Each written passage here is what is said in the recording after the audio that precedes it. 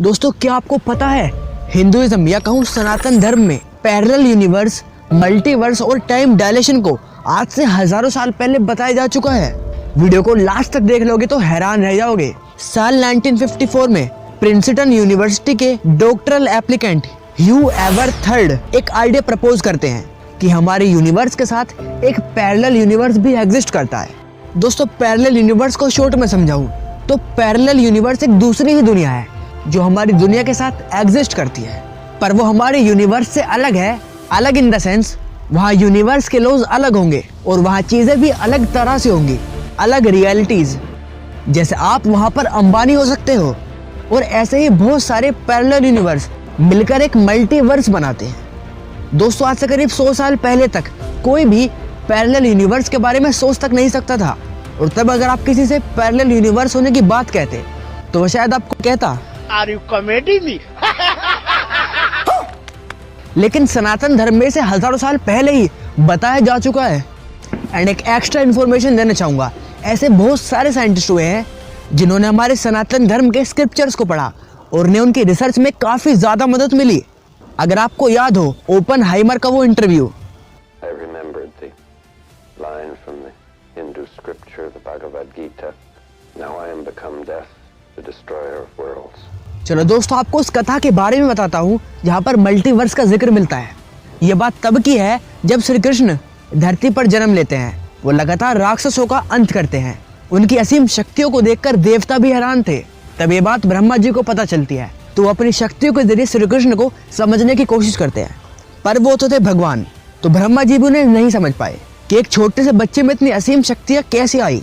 फिर तब ब्रह्मा जी धरती पर आते हैं और देखते हैं कि श्री कृष्ण आम बच्चों की तरह अपने दोस्तों के साथ खेल रहे हैं। तभी देखकर ब्रह्मा जी को लगा कि ये कोई भगवान नहीं है बल्कि कोई झूठा व्यक्ति है। तो जब भगवान श्री कृष्ण वहां से चले जाते हैं तो ब्रह्मा जी कृष्ण जी के दोस्तों और उनकी गायों को उठाकर ब्रह्मलोक ले जाते हैं। फिर वो ब्रह्मलोक में अपनी दिव्य शक्तियों से देखते हैं कि श्री कृष्ण क्या कर रहे होंगे। तब वो हैरान रह जाते हैं ये देखकर कि जिन बच्चों और गायों को वो उठाकर लाए हैं वो तो वही धरती पर मौजूद है। तब ब्रह्मा जी हैरान रह जाते हैं कि एक ही समय पर कोई चीज दो अलग अलग जगह कैसे हो सकती है। फिर उन्हें कुछ भी समझ नहीं आता। वो श्री कृष्ण के पास जाते हैं, उनसे हाथ जोड़कर कहते हैं कि मैं आपकी लीला को समझ नहीं पा रहा हूँ, कृपया मुझे समझाएं। तब श्री कृष्ण कहते हैं कि मैं भगवान हूँ, मैं हर कण कण में विराजमान हूँ। जिन बच्चों को तुम उठा कर ले गए वो भी मेरा ही रूप है, और ये जो यहाँ मौजूद है ये भी मेरा ही रूप है। तब भी ब्रह्मा जी समझ नहीं पाते।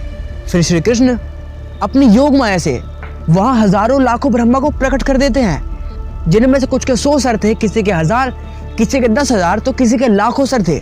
तो ब्रह्मा जी ये सब देखकर हैरान रह गए। तब श्री कृष्ण बताते हैं कि जैसा आप ब्रह्मांड का निर्माण करते हो और आप इस ब्रह्मांड के ब्रह्मा हो, वैसे ही अनगिनत ब्रह्मांड एग्जिस्ट करते हैं जिनके सबके अलग अलग ब्रह्मा हैं। यहाँ श्री कृष्ण बताते हैं कि कैसे यूनिवर्स एक नहीं बल्कि मल्टीपल है, यानी कि मल्टीवर्स, यानी कि और भी ब्रह्मांड है जो यहाँ से काफी अलग हैं। और इसी तरह पैरेलल यूनिवर्स का जिक्र भी सनातन धर्म में मिलता है।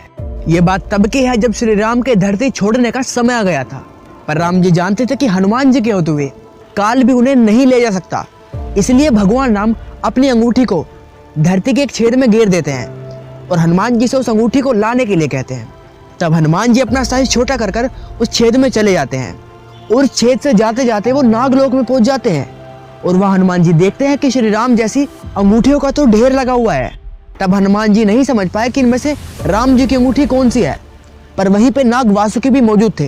तब हनुमान जी उनसे पूछते हैं कि इनमें से श्री राम की अंगूठी कौन सी है। तो नाग वासुकी का जवाब सुनकर आप भी शायद हैरान रह जाओगे। वो कहते हैं कि ये सभी अंगूठी भगवान श्री राम की हैं।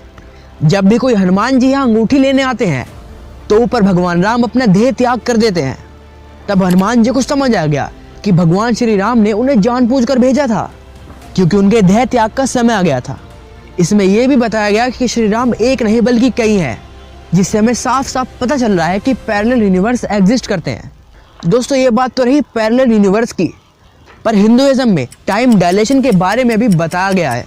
सतयुग में कुकुदमी नाम के एक राजा थे जिनकी बेटी थी रेवती। राजा की बेटी रेवती काफी सुंदर और स्किल्ड थी, और राजा को पूरी धरती पर अपनी बेटी के लायक कोई भी वर नहीं मिला। वो समझ नहीं पा रहे थे कि उनकी शादी किससे कराएं। तब वो ब्रह्मा जी के पास जाते हैं, लेकिन तब एक गंधर्व ब्रह्मा जी के लिए संगीत बजा रहा होता है।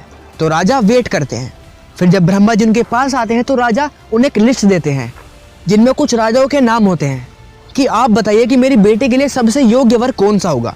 तब ब्रह्मा जी मुस्कुराते हुए कहते हैं कि जब तक आप यहाँ पर मेरा वेट कर रहे थे धरती पर बहुत ही लंबा समय बीत चुका होगा और जब तक आप वापस जाएंगे सतयुग भी बीत चुका होगा। और यही बात हमें ग्रेट साइंटिस्ट एल्बर्ट आइंस्टाइन ने आज से कुछ साल पहले बताई थी कि स्पेस में अलग अलग जगह पर टाइम अलग अलग होता है और टाइम की स्पीड हर जगह एक जैसी नहीं होती। तो दोस्तों आपने देखा कैसे मल्टीवर्स, पैरेलल यूनिवर्स और टाइम डायलेशन के बारे में हिंदू ग्रंथों में आज से हजारों साल पहले बताया जा चुका है। दोस्तों अगर आप इसी तरह की और वीडियोस चाहते हो तो हमें कमेंट में बताओ। वीडियो से कुछ नॉलेज मिली हो तो लाइक भी कर देना यार।